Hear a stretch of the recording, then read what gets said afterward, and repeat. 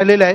त्यानंतर 9 वाजल्यानंतर जसं प्रवाशांना माहिती पडेल त्या पद्धतीने थोडंसं थांबवतोय। सध्या आपण एक्सप्रेसवेवरची काय परिस्थिती आहे, पोलीस अधीक्षक महामार्ग रायगडचे तानाजी चिखळे आहेत। सर, आताची काय नेमकी परिस्थिती आहे, काय अपडेट आहेत तुमच्याकडे? या ठिकाणी जो प्रोपेलरचा जो गॅस टँकर पलटी झालेला आहे त्या ठिकाणी एक एक्सपर्टची टीम बीपीसीएल कडून आलेली आहे। त्यासोबत टेक्निकल एक्सपर्ट पण आलेले आहेत। परंतु त्या अनुषंगाने त्यांचं लिकेज जो वॉल्व लिकेज झालता होता तर त्यातून जो गॅस आता लिकेज होतोय तो थांबवलेला आहे थोड्याफार प्रमाणात।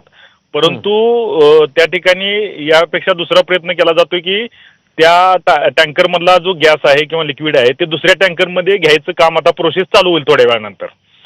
कारण तो हायली एक्सप्लोजिव्ह गॅस असल्यामुळं आजूबाजूला भरपूर म्हणजे सेफ्टी खूप मेजर्स घ्यावी लागत आहेत।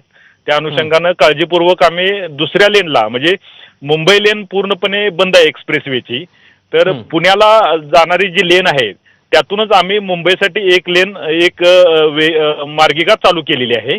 तर ती आता थोडीफार वाहतूक चालू आहे।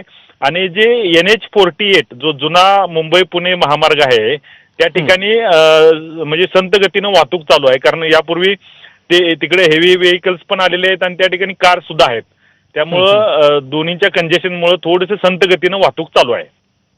मात्र सर, जवळपास 22 ते 23 तास होत आलेले आहेत। एक्सप्रेसची टीम आत्ता पोहोचल्याचं तुम्ही सांगताय। इतका वेळ या यंत्रणेला किंवा या एक्सपर्टच्या टीमला बोलावण्यासाठी का लागला?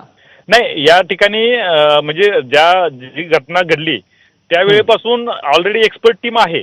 परंतु त्या ठिकाणी जे लिकेजचं प्रमाण होतं ते खूप मोठ्या प्रमाणात होतं आणि जास्त प्रेशरने होतं। त्यामुळे त्या टीमला पण काही म्हणजे असं जास्त काम करता येत नव्हतं। त्या अनुषंगानं परत त्यांनी इथं जे फायर ब्रिगेडच्या जवळ 5 गाड्या आहेत जे टेम्परेचर वाढू नये यासाठी ठेवण्यात आलेले आहेत, पाण्याचा फवारा वगैरे करत आहेत ते।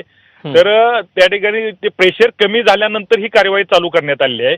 आणि वॉल्व काय झालं तो क्रॅक स्वरूपात लिकेज झालेला आहे। त्यामुळं त्याला जे लिकेज बंद करण्याचा प्रयत्न आहे ते थोडेसे क्रिटिकल स्टेजवरती आलेले आहेत ते। आणि आता प्लास्टर ऑफ पॅरिस आणि इतर केमिकल कंपाऊंडच्या माध्यमातून ते बंद करण्याचा प्रयत्न चालू केलेले आहेत त्यांनी। तरी सुद्धा अजून लिकेज होतंय थोड्याफार प्रमाणात। आणि त्यानंतर त्याला म्हणजे टँकरला उचलण्यासाठी क्रेन्स वगैरे उपलब्ध केलेले आहेत। परंतु त्यांच्या मते की टँकर उचलणं थोडंसं रिस्की होईल, कारण त्या म्हणजे फ्लेमेबल संपूर्ण गॅस असल्यामुळे त्या ठिकाणी ते अवघड होईल। तर त्याकरता ते आता होस पाईपद्वारे दुसऱ्या टँकरमध्ये घेण्याचे त्यांचे प्रयत्न चालू आहेत। सर, धन्यवाद आपल्या या सविस्तर प्रतिक्रियेबद्दल। तेव्हा खालापूर टोलनाका सोडल्यानंतर घाटाकडून पुढे मोठ्या प्रमाणात वाहतूक कोंडी कशी झाली त्याचा आढावा आपण आता घेऊया।